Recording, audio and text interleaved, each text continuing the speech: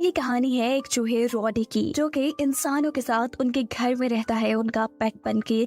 लेकिन आज उसकी फैमिली वेकेशन ट्रिप पे चली गई है। फैमिली के जाने के बाद रूडी अपने आप को आजाद समझ रहा था, इसीलिए वो पूरे घर में तबाही मचाना शुरू कर देता है और ऐसा करते करते रात हो जाती है। अब रात में रूडी को अपने घर में किसी की आवाज सुनाई दे रही थी। असल में उसके घर एक और चूहा आ गया था किचन ड्रेन के जरिए, और ये चूहा रूडी के घर आकर मैच देखना शुरू कर देता है। असल में ये रूडी का ही दोस्त था, लेकिन रूडी उसे कहता है कि प्लीज यार तुम मेरे घर नहीं रह सकते, तुम्हें यहाँ से जाना होगा। पर रूडी का दोस्त तो यहाँ से जाने से साफ मना कर रहा था। रूडी जो काफी ज्यादा परेशान हो चुका था, कुछ मिनट बाद उसे एक आइडिया आता है और वो अपने दोस्त को टॉयलेट पे ले जाकर खड़ा कर देता है। यहाँ रूडी का प्लान था कि वो अपने दोस्त को कमोड में गिराकर फ्लश कर देगा, लेकिन यहाँ तो कुछ उल्टा ही हो चुका था, क्योंकि रूडी के दोस्त ने रूडी को ही कमोड में गिराकर फ्लश कर दिया था। और ऐसा करने के नतीजे में रूडी सीधा गटर में पहुंच जाता है।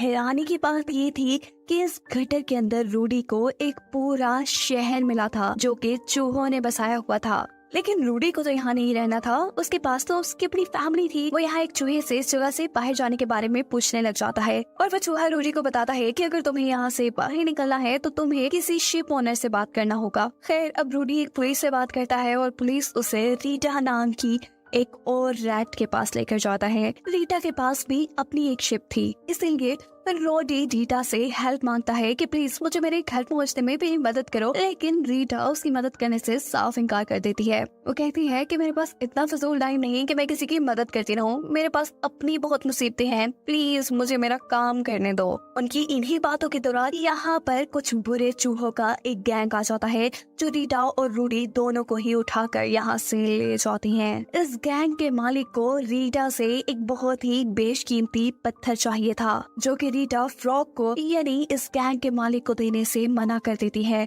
उसके ऐसा करने से फ्रॉग एक प्लान बनाता है कि वो रीटा और रूडी दोनों को ही नाइट्रोजन गैस के अंदर बंद कर देगा, जिसकी वजह से वो दोनों फ्रीज हो जाएंगे और आखिर मर जाएंगे। और ऐसे रीटा का पत्थर इस फ्रॉग को मिल जाएगा। लेकिन रीटा और रूडी दोनों ही बहुत चालाक थे, वो बहुत ही आसानी से इन सभी लोगों को चकमा देकर उनके चुंगल से बचकर अपना कीमती पत्थर अपने साथ लिए वहां से भागने लगते हैं। ये सिर्फ यहाँ से भागते नहीं, बल्कि रीटा कुछ और होशियारी भी दिखाती है और उनके सिस्टम की मेन वायर को डैमेज कर देती है, जिसकी वजह से फ्रॉग का सारा सिस्टम खराब हो जाता है। इसी दौरान रोडी की नजर रीटा के हाथ में मौजूद लाल पत्थर पे पड़ती है और इसे देखते ही समझ आता है कि ये पत्थर कोई असली नहीं बल्कि नकली पत्थर है। और ये साबित करने के लिए रूडी रीटा की आंखों के सामने ही उसका पत्थर तोड़ देता है और कहता है कि अगर ये पत्थर असली होता तो ये कभी ना टूटता। रीटा को ये सब कुछ देखकर बहुत ज्यादा दुख हो रहा था और इसी के चलते वो रूडी से ही लड़ना शुरू कर देती है। तब रूडी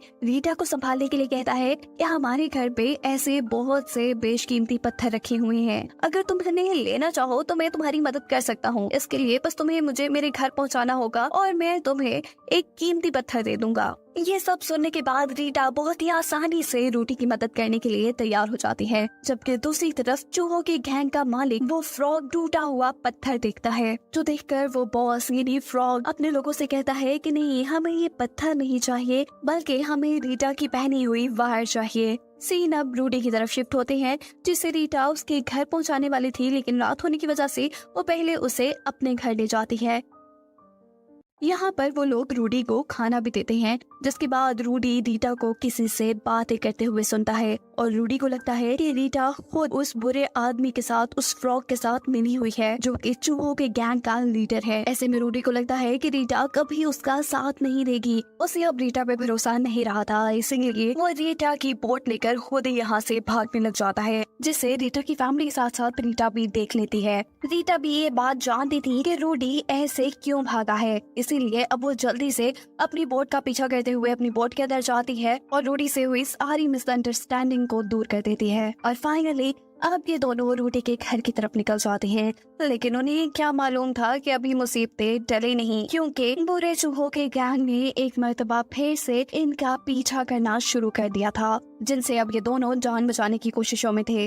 रीटा और रूडी दोनों ही बहुत चालाक थे, वो कभी चूहों के हाथ न लगते और अगर लग भी जाते तो बहुत ही आसानी से उनके चुंगल से बाहर निकल जाते थे। इसीलिए जो चूहों के गैंग का लीडर था फ्रॉग, उसे समझ आ गई थी कि ये दोनों मेरे लोगों से तो पकड़े नहीं जाएंगे। इन्हें पकड़ने के लिए उसे किसी स्पेशल आदमी की जरूरत है और इस काम के लिए वो अपने कजन फ्रॉग को बुलाता है। और यहाँ हमें एक और सच्चाई पता चलती है कि असल में चूहों के गैंग का लीडर फ्रॉग इतनी ज्यादा चूहों से नफरत क्यों करता था, क्योंकि वो खुद एक जमाने में प्रिंस चार्ल्स के पास एक पेट के तौर पे रहता था। उसकी जिंदगी बहुत अच्छी थी, लेकिन उसकी जिंदगी में तबाही तब आई जब प्रिंस चार्ल्स एक चूहे को उसकी जगह ले आए और फिर उसे कमोड में फ्लश कर दिया गया।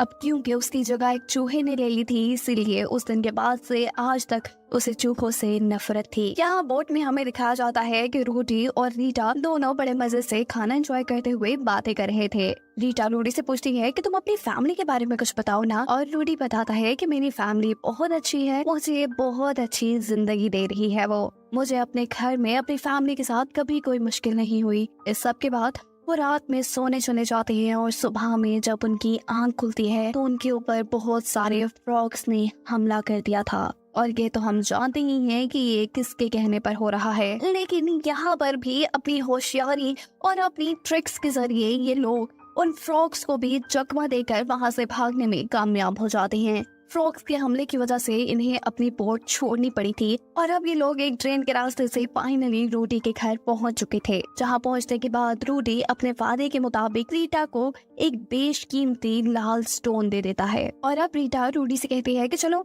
अब मुझे तुम्हारी फैमिली से मिलना है, पर रूडी इस काम के लिए मना कर देता है। रीटा अब यहाँ से जाने ही वाली थी कि अचानक उसकी नजर एक केज पर पड़ती है और रीटा समझ जाती है कि रूडी यहाँ पर बिल्कुल अकेला एक पेट की तरह जिंदगी गुजार रहा है। रीटा रूडी से कहती है कि तुम एक बेहतर लाइफ डिजर्व करते हो, तुम मेरे साथ क्यों नहीं चलते। लेकिन रूडी ये सब करने से मना कर देता है और कहता है कि मैं अपनी फैमिली के साथ काफी खुश हूँ। रूडी का दोस्त तो बैठा हुआ बड़े मजे से मैच देख रहा था और उसने घर में अच्छी खासी तबाही मचाई हुई थी। रूडी अपने दोस्त के ऊपर गुस्सा उतारने के बाद उसी के साथ मैच देखने के लिए बैठ जाता है और तभी रूडी के जहन में वो फ्रॉग आता है जो कि चूहों का दुश्मन था। उसे याद आता है कि थोड़ी ही देर में चूहों का वो दुश्मन फ्रॉग अपने एक बनाए हुए बड़े से सिस्टम के जरिए चूहों की सिटी को तबाह कर देगा, जिससे सभी के सभी चूहे मर जाएंगे। यानी पूरे शहर के चूहों की जान अभी खतरे में थी। और असल में उस फ्रॉग को रीटा के पहनी हुई जो वायर चाहिए थी, वो वायर उस फ्रॉग के सिस्टम को एक्टिवेट करने के लिए जरूरी थी। हम देखते हैं कि रीटा के अपने शहर पहुंचने पर वो फ्रॉग उसे किडनैप कर लेता है और उससे अपनी वायर लेकर अपने सिस्टम को एक्टिवेट कर लेता है।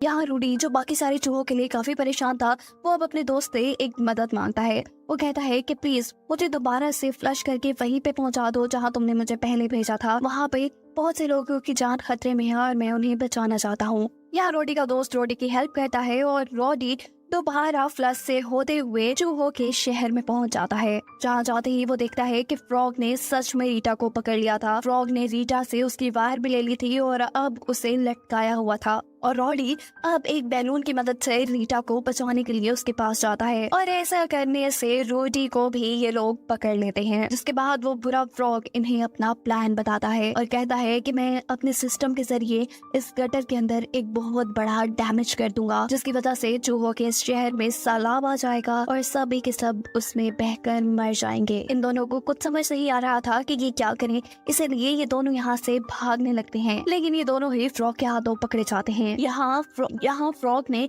अपने सिस्टम की मदद से तबाही भी फैला दी थी, जिसकी वजह से गटर में खोल हो गया था और बहुत तेजी से पानी चूहों के शहर की तरफ बढ़ने लग गया था। फ्रॉग खुद को इस तबाही से बचाने के लिए अपनी टंग को किसी ऊपरी जगह पे चिपका देता है और उसी के साथ रूडी लटक कर यहाँ पे फाइनली रीटा की जान बचाता है। जिसके बाद अब उन्हें इस शहर की जान बचानी थी, पर वो अपनी सारी उम्मीदें खो चुके थे क्योंकि पानी बहुत तेजी से चूहों की तरफ बढ़ा था। लेकिन कहानी में यहाँ ट्विस्ट ऐसे आता है कि फ्रॉग के ही सिस्टम और लोगों की गलती की वजह से फ्रॉग का केमिकल नाइट्रोजन पानी के अंदर गिर जाता है, जिसकी वजह से सारा पानी फ्रीज हो चुका था और फाइनली चूहों का शहर बर्बाद होने से बच गया था। और ऐसे इस शहर के सभी चूहों की जान भी बच चुकी थी, जो देखने के बाद इस शहर के सारे चूहे बहुत ज्यादा खुश हो चुके थे। चूहों को ये भी पता चल गया था कि उन्हें बचाने वाला और कोई नहीं बल्कि रूडी है, इसीलिए वो रूडी को अपना हीरो मानने लगे हैं। यहाँ रूडी ने भी अब एक नया फैसला किया था। वो अपनी फैमिली को छोड़कर रीटा के साथ रहने का फैसला कर चुका था। और वो रीटा से पूछता है कि क्या मैं तुम्हारी बोट का कैप्टन बन सकता हूँ। रीटा भी कुछ सोचते हुए हाँ में जवाब दे देती है, जिसके बाद ये सारे चूहे यहाँ पर खुशी से झूमने लग जाते हैं। कहानी के आखिरी सीन में हमें दिखाया जाता है रूडी के उस दोस्त को जो कि रूडी के घर में काफी मजे कर रहा था। यहाँ पर रूडी की फैमिली भी वापस आ चुकी थी और वो फैमिली इस चूहे को कहती है कि हम तुम्हारे लिए एक गिफ्ट लेकर आए हैं, जो गिफ्ट एक बिल्ली थी, जिसे देखते ही ये चूहा बहुत ज्यादा डर जाता है और ये कहानी ऐसे यहीं पर खत्म हो जाती है।